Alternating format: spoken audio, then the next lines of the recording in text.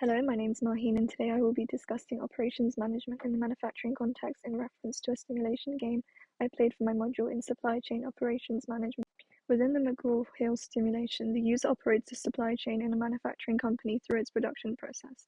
The game provides insight into the production process, managing suppliers, forecasting on contracts, human resources and capacity, and overall understanding the rewards and repercussions of decision-making within each sector. It allows the user to develop value for sustainable rationale like cost savings, environmental responsibility, market competitiveness, and brand value and stakeholder relationships. I'll be going over production process, supplier relations, bidding and forecasting, capacity planning, and HR, and then providing my own recommendations and conclusions. The 4 V's are a framework focusing on the core operations within a business. Volume refers to the quantity of products or services produced by an operation. High volume operations benefit from economies of scale which allow for lower cost per unit and is often a more streamlined automated process. These processes typically follow standardized workflows that can increase efficiency and consistency. On the other hand, low volume operations such as specialized custom tailored services may involve more complex and adaptable processes to meet individual customer needs, often at a higher cost per unit. Variety. This reflects the range of products or services offered by an organization. High variety operations offer more flexibility to accommodate different customer preferences. With this, variety also increases operational complexity and cost. By contrast, low variety operations can be more predictable and efficient as they focus on fewer products or services. Balancing variety with efficiency is crucial as increased variety can lead to higher costs and potential delays if not managed well. Variation in demand refers to fluctuation in the quantity of products or services required over time. High variation environments need to be responsive and adaptable as demand is unpredictable and can spike unexpectedly. Operations in these environments often rely on flexible staffing and resource allocation to handle sudden increases in demand. On the other hand, low variation operations benefit from consistent demand, which allows them to plan resources and manage inventory more effectively. Managing variation effectively can reduce costs and improve customer satisfaction, ensuring resources are available at all times. Lastly, visibility. This represents the extent to which customers are exposed to and involved in the production or service processes. High visibility operations require careful management to both physical environments and customer interactions, as these are visible to and can be directly experienced by customers. The visibility necessitates high-quality service and attention to details as customers assess the value of the product or service based on their experience. In contrast, low visibility operations such as warehousing or back office functions operate out of customer view and can focus more on the efficiency without directly impacting the customer service. The 4 V's is represented in the game. In terms of volume, the first image shows production plan for January 2024, where the station's available operation time is 2,400 minutes and production is planned for 800 parts, for example socks. The available operation time at the various stations indicates how the resources were allocated to meet production targets for a high volume product.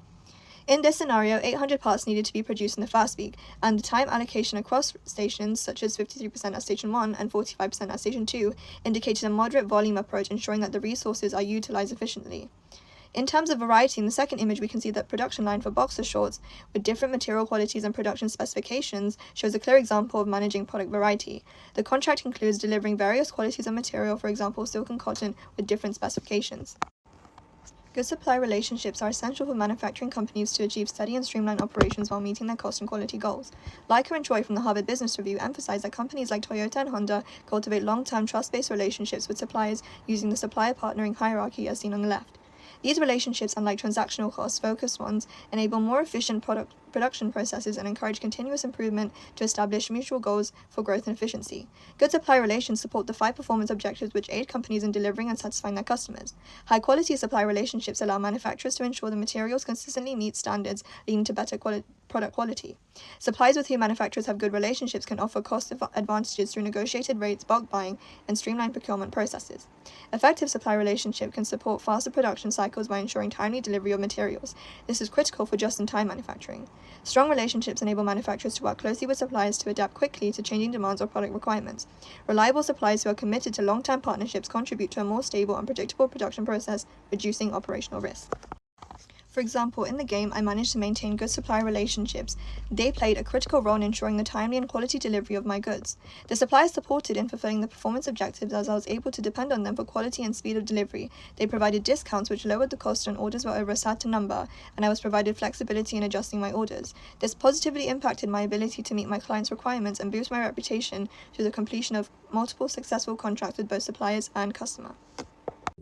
Just-in-time inventory management was introduced by Toyota in the 70s. It's a strategy where businesses keep minimal stock on hand, ordering products or materials only as needed to fulfill immediate demand. The aim is to align raw materials orders directly with the production schedules to reduce waste, minimize storage costs, and increase manufacturing efficiency. though it does require accurate forecasting, which may not always be correct, as well as maintaining reliable supplier relationships. Other disadvantages of this is high inventory costs, as more frequent orders cost more than buying in bulk, which can lower profits per sale. There may be disruptions in the supply chain. If a product becomes unavailable or an unexpected event occurs, it could disrupt your whole supply chain and halt production. There may be risk of stockouts, as just-in-time relies on precise demand tracking. Errors can result in stock running out faster than it can be replenished. There may be staffing issues, as just-in-time is complex and may be new to some employees, which may temporarily reduce productivity as staff adjust to the system. However, just-in-case inventory strategy focuses on holding extra stock to reduce the risk of running out of products, especially when demand is unpredictable. Unlike just-in-time, just-in-case involves reordering stock before reaching minimum levels to avoid stockouts. This approach is often used in contexts where supply disruptions could be costly or dangerous, such as in healthcare, where product availability is essential. Benefits of just-in-case include the ability to meet unexpected demand, as it allows companies to maintain sufficient stock to fulfill sudden increases in demand, reducing the risk of stockouts and lost sales opportunity. There's flexibility within market fluctuations, as having extra inventory helps companies adapt to quick changes in market trends or seasonal shifts, maintaining stability even when demand is unpredictable. High availability and product variety. With just-in-case, companies can offer a broad product selection and keep items in stock consistently, enhancing customer satisfaction and loyalty. There's increased bargaining power. Stockpiling inventory gives companies leverage to negotiate favorable terms with suppliers, as they aren't urgently dependent on new shipments. The transition from just-in-time to just-in-case often reflects a response of heightened supply chain uncertainty on unpredictable demand patterns. By moving to just-in-case model, companies trade efficiency for resilience, as they're better prepared for surges in demand but face increased operational and holding costs.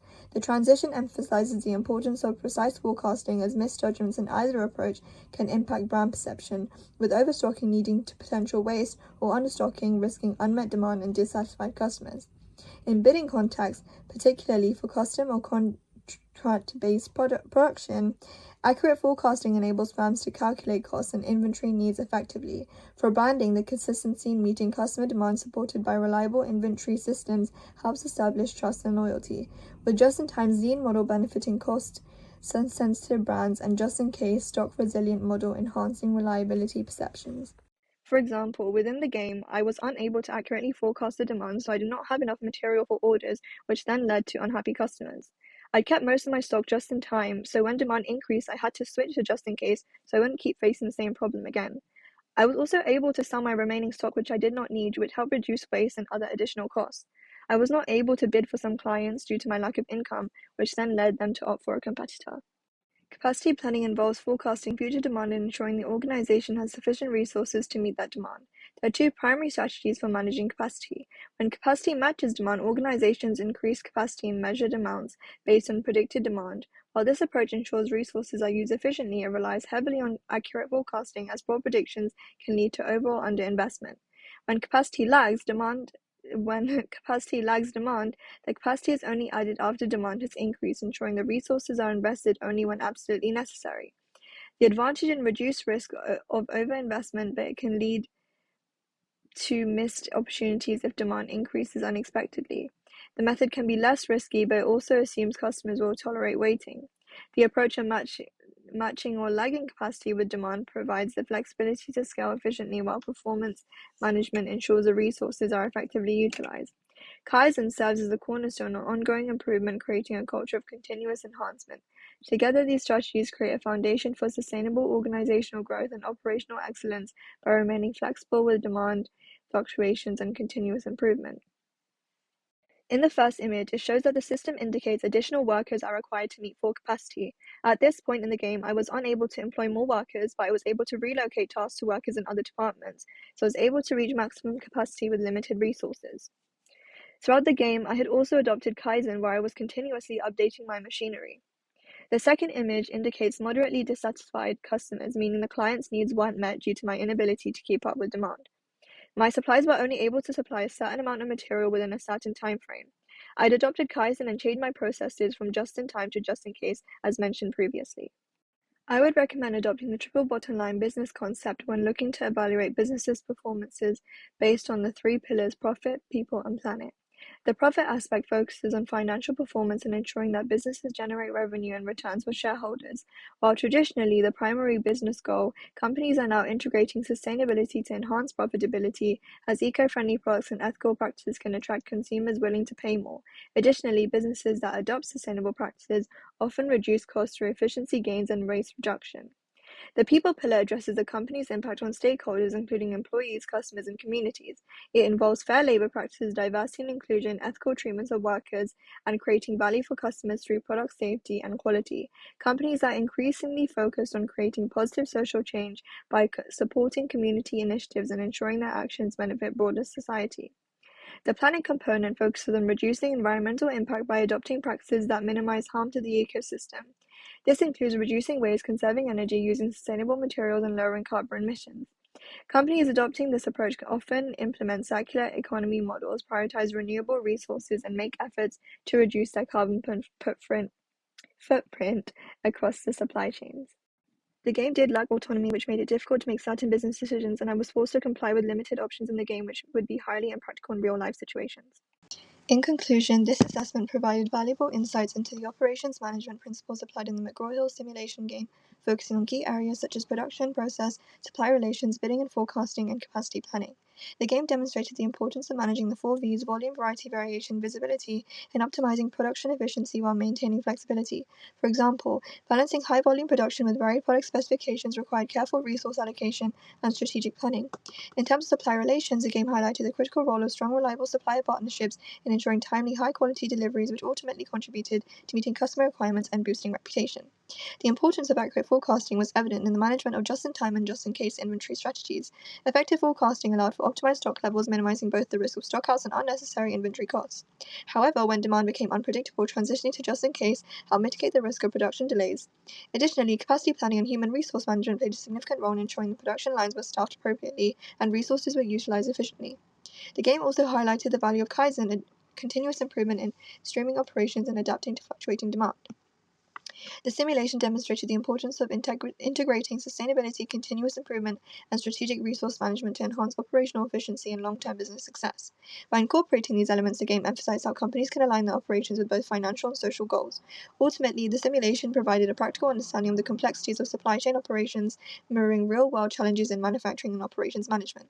It reinforced the value of aligning the triple bottom line: profit, people, and planet, and achieving sustainable growth and operational success.